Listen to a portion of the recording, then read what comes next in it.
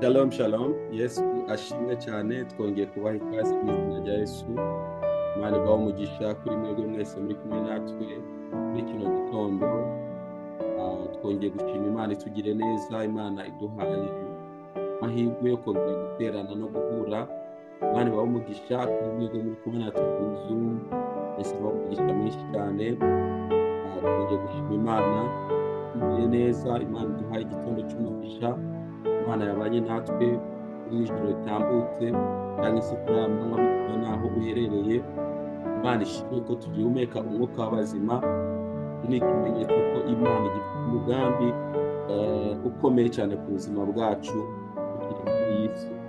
Rero Imana ibahe umugisha ko mufata umwanya wo gusengana natwe, gukurikira ijambo ry'Imana kugira ngo dukomeze gushirizaho gusabana n'Imana. Bari kuri YouTube channel Ika Gospel TV, Imana ibahe umugisha, kandi turabashimira ko mukomeje kubana natwe mu bintu byo gusenga mu by'ijambo ry'Imana. Yesu abahe umugisha mwinshi cyane.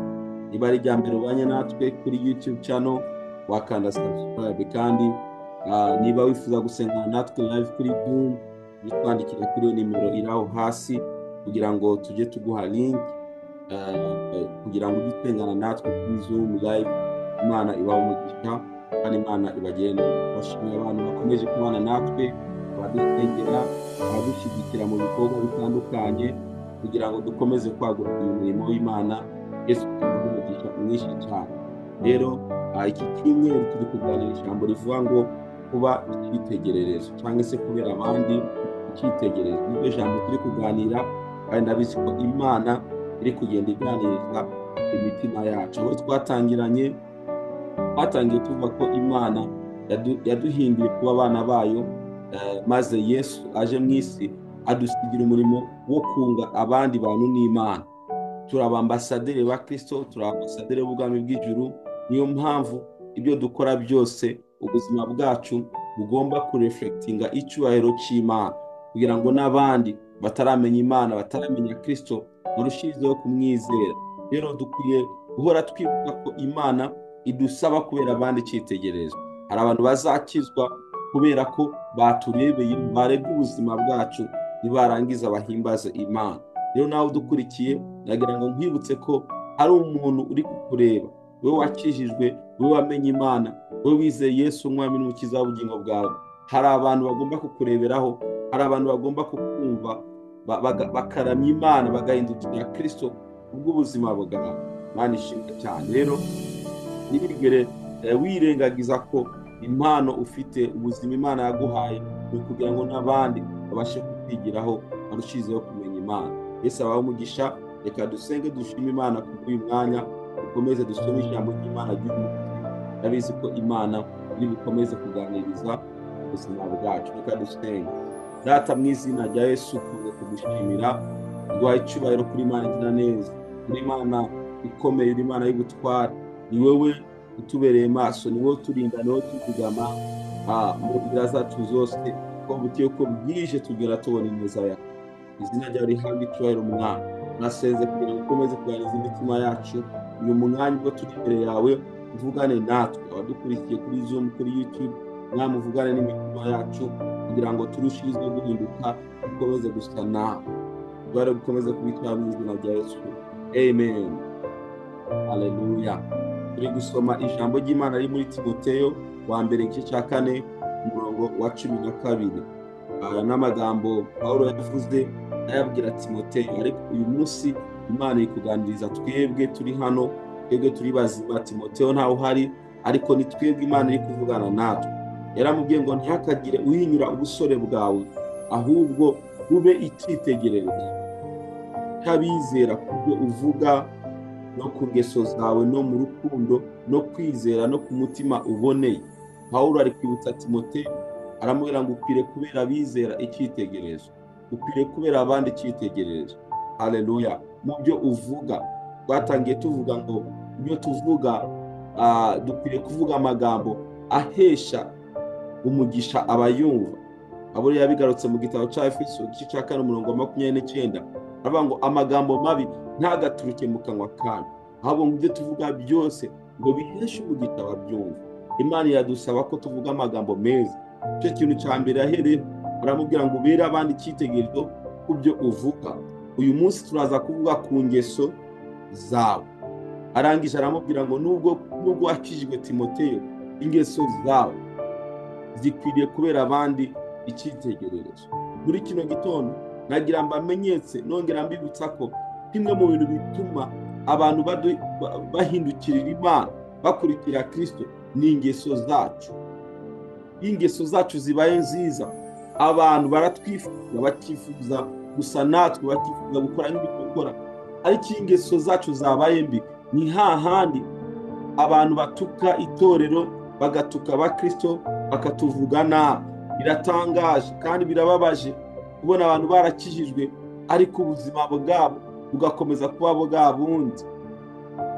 Twumva amakuru hirya no hino y'abantu bitwa ngo n'abakozi b'Imana, ariko ugasanga nibo bafite ishari, nibo bafite inzigo, nibo b'abanyabinyoma, bajya amafaranga y'abakristo, bahanura ibinyoma kugira ngo bibereho, basambanya abakristo bayoboye.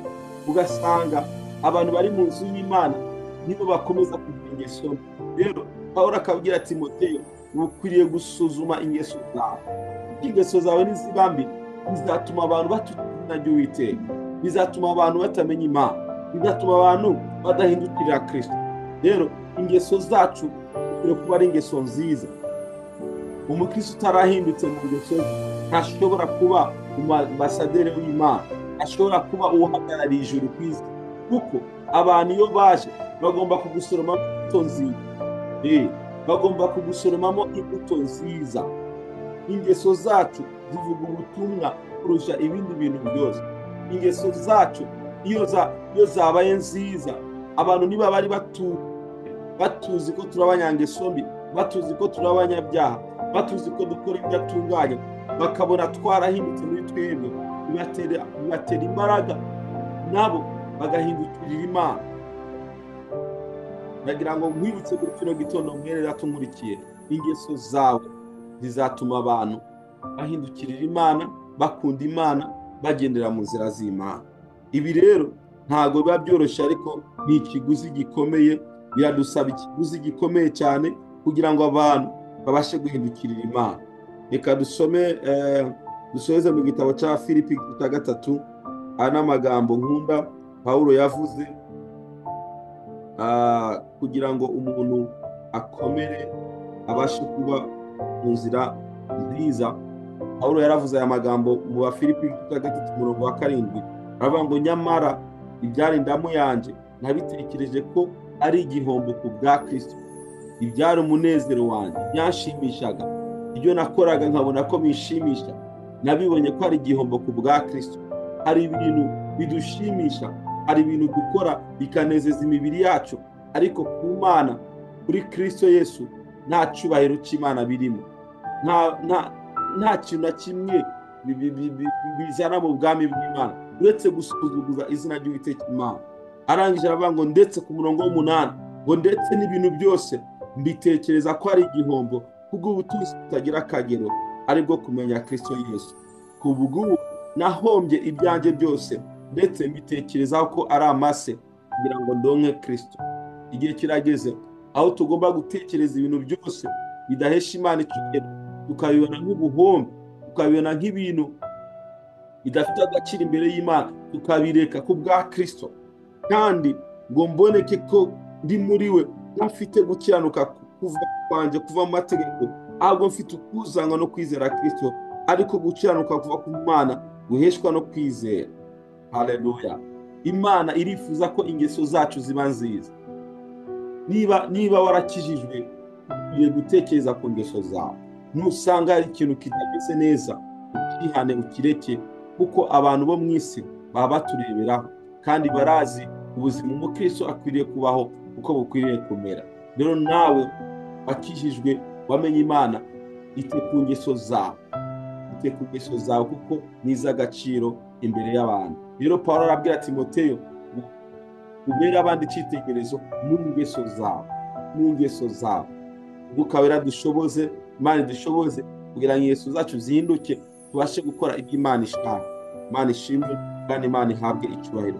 Niba hari ingeso ubona nananye mu buzima bwawe itameze neza, ndagira ngo dusenge muri uyu mwanya, ubwire Imana ngo Mana, hindura ingeso zacu zitari nziza, uzihindure, n'imbaraga zo kunesha ibituma dukora ibidahwanye n'ijambo ryawe, kugira ngo ingeso zacu zibe nziza, abatureba bakomeze guhimbaza izina ry'Uwiteka. Haleluya. Reka dusenge. Data, mu izina rya Yesu, turagushimiye kubw'ijambo ryawe. Ijambo ryawe ni ukuri, kandi icyo udusaba ni uko duhinduka mwana. Pawulo yarabwiye Timoteyo, dukwiriye kubera abandi icyitegererezo mu ngeso zawe. Hari igihe ingeso zacu na kamere kacu bituma abantu badahimbaza izina ryawe mwana, ugasanga Satani akomeza kudusubiza mu buzima bwa kera, izina ryawe rigatukishwa. Ariko turasenze muri uyu mwana, kamere zose zitari nziza ziri muri twebwe uzirandure mwana, ingeso mbi zose mwami ziri mu buzima bwacu uzirandure mwana, kugira ngo izina ryawe rikomeze guhabwa icyubahiro. Urakoze kuri Imana igira neza. Ndasengeye umuntu wese udukurikiye mwana, reka imbaraga zawe zimukoreho, ingeso zacu zihinduke, tubashe kugenda uko ushaka, tubashe gukora ubushake bwawe. Urakoze kuri Imana igira neza. Ndatuye umugisha ku bana bawe, natuye gukira indwara, natuye kubohoka, natuye umugisha, natuye ubukire, natuye kugemerwa na abantu bose badukurikiye nonaha mwana. Uyu munsi tuwushyize mu biganza byawe, ukomeze kubana natwe no kutugira neza muri byose. Icyubahiro gikomeze kuba icyawe mu izina rya Yesu Kristo. Amen. Imana ibahe umugisha, Imana ibagire neza. Nakoze kubana natwe. Uhereye uyu munsi ingeso zawe zibe nziza, ibyo ukora byose niba hari mu icyubahiro cy'Imana. Niba hatari mu icyubahiro cy'Imana, ibyo ubishyira ku ruhande, uzabona umugisha w'Imana ku buzima bwawe. Yesu abahe umugisha, mugire umunsi mwiza, mwarahezagiwe. Shalom shalom.